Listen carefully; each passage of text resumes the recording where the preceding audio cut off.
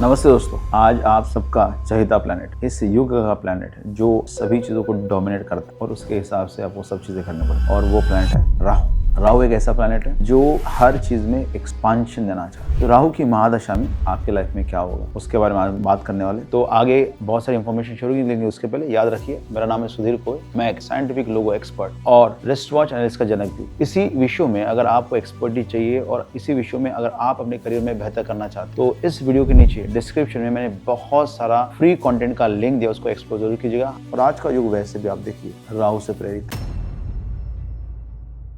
राहु एक ऐसा प्लैनेट है जो हर चीज में एक्सपांशन देना चाहता है। राहु वो चीज है, वो प्लैनेट है जो कहता है कि किसी भी चीज को अलग तरीके से सोचो, नॉन ट्रेडिशनल वे। गुरु कहते हैं कि हर चीज को ट्रेडिशनल तरीके से करना चाहिए, उसका करने का तरीका होना चाहिए, this is the way but not wrong. Rahu कहता है अलग सोचो, डिफरेंट सोचो, बाउंड्रीज को ब्रेक करो, कुछ ऐसा करो जहाँ पे सब लोग अचंभित हो जाए, सब लोग आश्चर्यचकित हो जाए कि ये क्या हो गया। तो राहु एक बहुत ही बेहतरीन, आप देखिए जितनी भी ऐसी चीज होती है जो कि आपके अकल्पनीय होती है, कल्पना से बाहर होती है, वो सब आपको राहु दिलाता है। और आज का युग वैसे भी आप देखिए राहु से प्रेरित है। इसलिए क्या चल रहा है, एक तो पैसे की बात बहुत ज्यादा होती है क्योंकि Rahu is a very very practical planet और वो 11वें घर का लॉर्ड है। उसका कहना है कि पहले मुझको बताओ कि इसमें प्रॉफिट कितना होगा, नफा कितना आएगा, धन लाभ कितना होगा। इसलिए आज की डेट में हम कभी भी कोई भी मूवी के बारे में बात करते हैं तो we never speak much about कि कैसी मूवी है, कैसी एक्टिंग है, कैसी स्टोरी है, कैसे गाने, हम पहले ही बात करते हैं धंधा कितना किया हुआ था। तो जैसे जैसे राहु स्ट्रांग होते जाएगा वैसे वैसे समाज में लोग प्रैक्टिकल ज्यादा होंगे,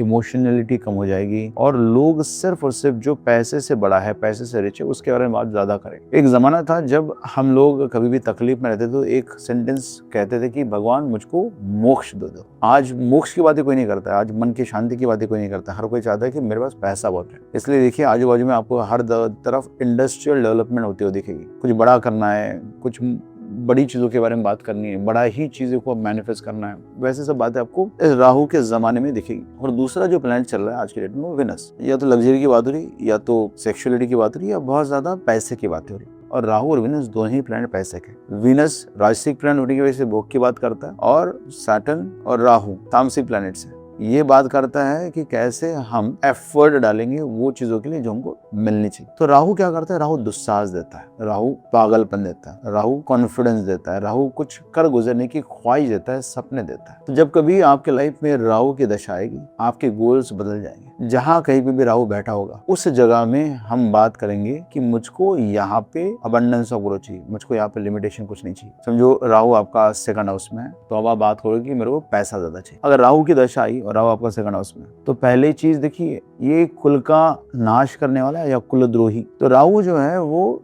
दूसरे घर में बैठा है, 7वें घर से 8वां। याद रखिएगा जब भी सेकंड हाउस में कोई बहुत बड़ा प्लैनेट है, बहुत स्ट्रॉन्ग प्लैनेट है और उसकी दशा चलती है ना, तो सबसे पहला प्रॉब्लम आता है आपकी शादी में, आपकी शादी ब्रेक हो जाती है, शादी टूट जाती है। राहु यहाँ पे बैठा है, it is also this 6 from your 9th house. मतलब अब आपके फादर की हेल्थ खराब होगी, अब आपके गुरुओं को तकलीफ होगी और अब आपके भाग्य में बहुत सारी अड़चने पैदा होंगी। अब आपको भाग्य मदद नहीं करेगा। सेकंड हाउस जैसे ही एक्टिवेट हो जाएगा वहां पे जितनी भी जैविक ऊर्जा है, मतलब फैमिली के लोग, उनको तकलीफ देना चालू कर दे। कोई भी मैलेफिक प्लैनेट की दशा चलती है तो जिस किसी घर में वो बैठा होगा उस घर के लिविंग सिग्निफिकेशन को वो खत्म करना चालू कर दे। अगर कोई प्लैनेट लग्न में है तो आपकी हेल्थ खराब होगी। पर देखिए उसका मैलेफिक होना बहुत जरूरी है। मैलेफिक कब होता है, कोई भी प्लैनेट जब एक प्लैनेट के साथ दूसरा मैलेफिक जुड़ जाए। बेनिफिक प्लैनेट के साथ भी, जैसे जुपिटर, सूर्य, मर्क्यूरी, वीनस, मून, इनके साथ भी जब मैलेफिक प्लैनेट आ जाता है तो मैलेफिक नेचर का हो जाता है ये सभी प्लैनेट। और जितने भी मैलेफिक प्लैनेट है अपने आप में वो सादे रहेंगे, जैसे किसी और मैलेफिक के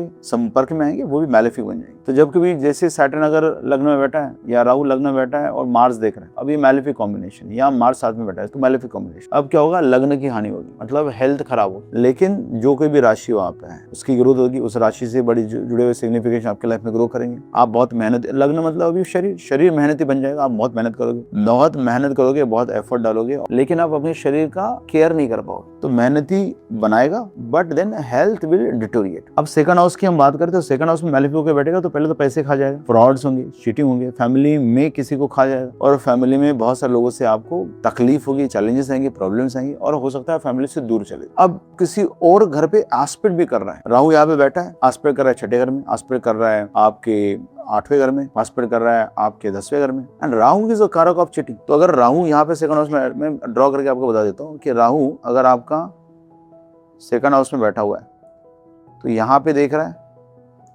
एक नज़र उसकी यहाँ पे भी है और एक नज़र उसकी यहाँ पे भी है, क्योंकि राहु इज आल्सो कारक ऑफ चीटिंग। जैसे ही राहु की दशा आएगी, राहु की दशा में ऑटोमेटिकली आपके वर्कर, आपके लेबर्स, आपके एम्प्लॉइज, आपका स्टाफ, ये आपके साथ चीटिंग करना चालू कर देगा, क्योंकि राहु यहाँ पे नजर दे रहा है, कह रहा है कि यहाँ पे फ्रॉड होनी चाहिए। लेकिन जब मैलेफिक्स छठे घर में जाते हैं तो छठे घर के सिग्निफिकेंस को वो कम कर देते हैं, क्योंकि छठा घर जो है वो एफर्ट का है, मेहनत का है, उपचय भाव है। तो राहु का एस्पेक्ट यहाँ पे आया। अब मैं कंसिडर कर रहा हूँ कि राहु प्योर एस्पेक्ट दे रहा है, नो मैलेफिक एस्पेक्ट, जो है यहाँ पे कोई दूसरा प्लान नहीं है। तो ये आपके दुश्मनों की खात्मा करने के लिए बहुत अच्छा है। तो यहाँ पे जो जो चैलेंजेस आपको हो रहे थे छठे घर से वो भी खत्म हो जाएंगे। सेम कंडीशन यहाँ पे होगा। राहु यहाँ पे बैठा है, अगर किसी प्लान को देख रहा है तो यहाँ पे जो रिजल्ट आपको आने वाले हैं वो नेगेटिव हो जाएंगे। सिर्फ राहु देखेगा तो यहाँ पे एडवांटेज आपको मिलेगा to do more research, to go more into occult, to dig more things. और अगर राहु यहाँ पे देख रहा है तो यहाँ पे आपको देखिए, राहु का 10वें का प्लेसमेंट बताता है कि ये किंग मेकर है, ये बड़ा काम कर सकते, बड़ा एफर्ट ले सकते। तो राहु का एस्पेक्ट भी 10वें में आपको बहुत बड़ा काम करने के लिए प्रेरणा देगा।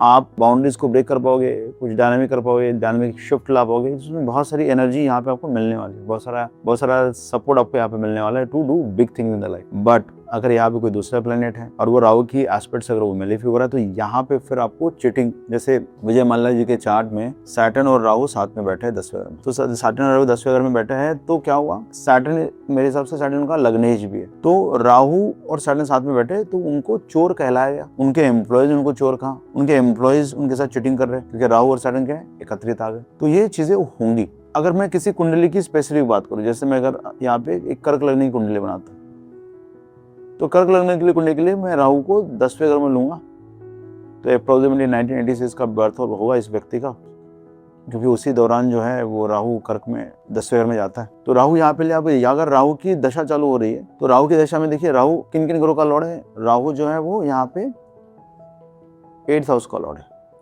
अब 8वें घर का लॉर्ड 10वें घर में गया और इसकी दशा लगी। मतलब पहली चीज क्या बात हुई, पहली चीज बात हो रही है कि अब transformation in the work you do. तो जिस तरह का आप काम करना चाहते हो, अब वो काम में आपको ट्रांसफॉर्मेशन आना पड़ेगा। आपका काम करने का तरीका बदल जाएगा, आप बदल जाओ। You will have to do different work in a different way. आपका काम करने का तरीका बदल गया। फिर आपको चैलेंज आएंगे करंट काम में, आपका काम छूट जाएगा। फिर आपको रिसर्च करना पड़ेगा, ट्रांसफॉर्मेशन लाना पड़ेगा, तब कहीं जाके आपका 10वां घर स्टेबल होगा। अब देखिए यहाँ पे बैठा हो रहा, वो देख किसको रहा है, सेकंड हाउस को देख रहा है, इस घर को देख रहा है, इस घर को देख रहा है। अब एनर्जी किसकी है इसके पास, एनर्जी 8वें घर की।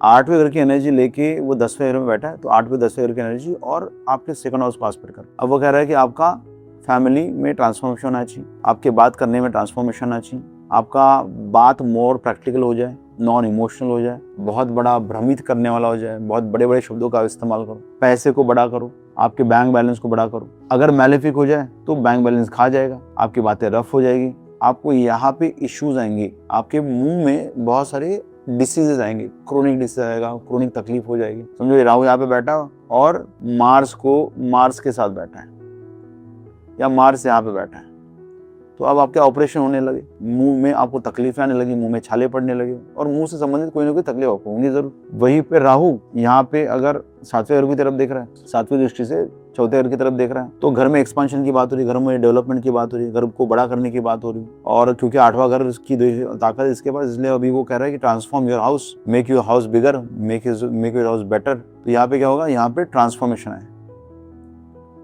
बट अगर मैलेफिक आपके 4थे घर को देखते हैं तो 4थे घर का सुख खत्म हो जाता है। तो पहली चीज की मदर की हेल्थ में इश्यूज हो जाएंगे, मदर को चैलेंजेस आ जाएंगे, मदर के पेट में गड़बड़ हो सकती है, क्योंकि मदर के लिए तो ये उनका 5वां लॉर्ड है और मैलेफिक होके उनको देख रहा है। अगर मैलेफिक दृष्टि से देखेगा तो मदर को कहेगा कि अभी पेट के संबंधित तकलीफ है, आपके लाइफ में mental disorders, mental issues, mental problems, ये जो कॉम्बिनेशन है वहाँ पे बोला जा रहा है कि घर को बड़ा करो, घर को ट्रांसफॉर्म करो और घर से दूर चले जाओ। घर का सुख तो तुमको नहीं मिलेगा, घर के साथ घर में कंफर्टेबली आप रह नहीं पाओगे, तो मेंटल डिसऑर्डर्स, मेंटल इश्यूज वो क्रिएट हो जाएंगे। यहीं पे अगर यहाँ पे देख रहे हैं तो देखिए अभी 6ठा घर और 8वां घर जुड़ गया along with the house of the 10th house, 6, 8, 12। तो ये दशा जो है वो बहुत प्रॉब्लमेटिक है राहु की फॉर द कैंसर लग्न पीपल, क्योंकि आपको डिसीज के साथ भी जूझना है, आपको 8वें घर की एनर्जी के साथ भी जूझना है, आपका सेकंड हाउस पैसे के लिए भी तकलीफें हैं, आपका सातवां घर आपका मन भी डिस्टर्ब हो गया, तो राहु का दशा लगेगा और यहाँ पे राहु बैठा रहेगा, तो इन सब जगहों से तकलीफ है। अब देखिए, अगर आप ये कॉम्बिनेशन देखो, जब भी छठा,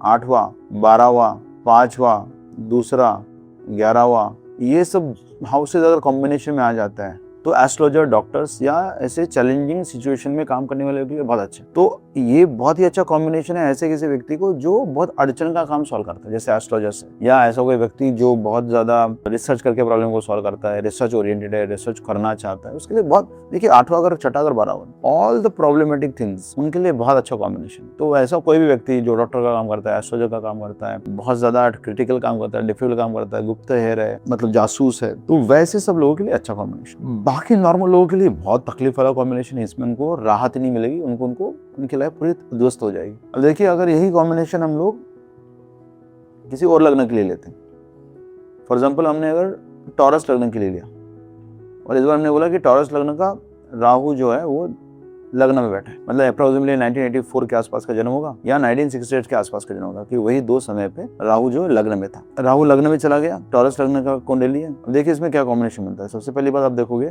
तो ये आपका 10वें घर का लॉर्ड है। अब 10वें घर का लॉर्ड जब एक्सॉल्टेड हो रहा है और लग्न में जा रहा है, और अभी ये मैलेफिक नहीं, let's assume this is not a malefic combination. जब मैलेफिक नहीं है मतलब ग्रो करेगा, क्या ग्रो करेगा? आपका कर्म ग्रो करेगा, आपका नेम फेम ग्रो करेगा, आप पैसा बहुत कमाओगे, आपके हेल्थ बहुत इंप्रूव, आप बहुत ज्यादा निरंतर ग्रो करने वाले हो। ये कॉम्बिनेशन है बहुत अच्छा, क्योंकि 10वां लॉर्ड एक्सॉल्टेड हो रहा है, तो सब कुछ ग्रो है। अब तड़का लगा देते हैं मैलेफिक्स का। जैसे 1984 में किसी का बर्थ हुआ, लेट्स अज्यूम मार्स जो है वो 7वें घर में 8वें राशि में, तो मार्स का एस्पेक्ट डायरेक्टली यहाँ पे आएगा। मतलब जब राहु एक्टिवेट होगा, राहु का दशा चलेगा, ये मेलेफिक कॉम्बिनेशन। हेल्थ खराब, हेल्थ में challenges. Mars is also aspecting where the 10th house. 10वें लॉर्ड को जब मार्स देखता है, 10वें घर में मार्स दिग्बल्य होता है, एक्सॉल्टेड होता है, तो ये अच्छा कॉम्बिनेशन फॉर वर्क। तो वर्क के लिए आदमी बहुत मेहनत करेगा, एफर्ट लेगा, सब कुछ करेगा, लेकिन राहु का जो बेसिक टेंडेंसी है, कैरेक्टरिस्टिक है, वो तो यहाँ पे लग्न को खराब कर रहा है, वो तो खराब हो जाएगा। मार्स इस केस में आपका 8वीं राशि में बैठा है, आपका 12th लॉर्ड में, तो नींद खराब होगी, और नींद ना होने की वजह से इस व्यक्ति की तकलीफ होगी। ये combination is very problematic for health, very good for money, very good for growth, अगर राहु की दशा चले। अब देखिए, अगर यही लिब्रा लग्न की कुंडली में है, हम इसको 4थे घर में डाल देंगे, तो लिब्रा लग्न की कुंडली है 7, 10, 1 और 4।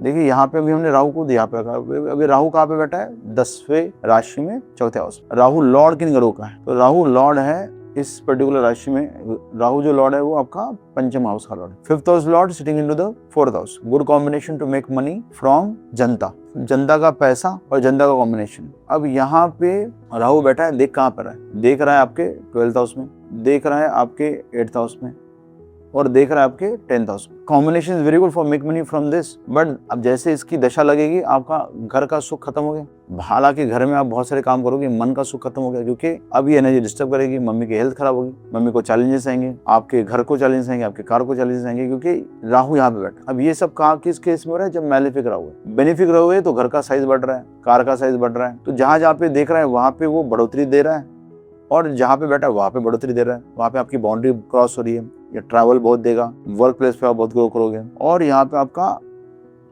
जो रिसर्च है या 8वें घर की जो एनर्जी उसको भी एनहांस कर देगा। वेरी बैड दशा for mother, but very good दशा for 12th house, 10th house and 8th house related things. अगर आप इनसे जुड़ा हुआ कुछ काम कर रहे हो तो आप बहुत ग्रो करोगे, नहीं तो राहु आपको जबरदस्ती इन चीजों के साथ काम करने के लिए मजबूर करेगा। तो राहु की दशा में आप बाउंड्री ब्रेक करते हो, राहु की दशा में बड़ा सोचते हो, लेकिन राहु मेलेफिक है या बेनिफिक, वो देखना बहुत जरूरी है। मेलेफिक रहेगा तो आपको नेगेटिव रिजल्ट्स आएंगे, बेनिफिक रहेगा तो आपको पॉजिटिव रिजल्ट्स आएंगे। बेनिफिक के केस में आपका एक्सपांशन होगा, मेलेफिक के केस में आपको तकलीफ, चैलेंज, इश्यूज, प्रॉब्लम होंगे, आपका सब कुछ छीन जाएगा और आपको बहुत तकलीफ होगी।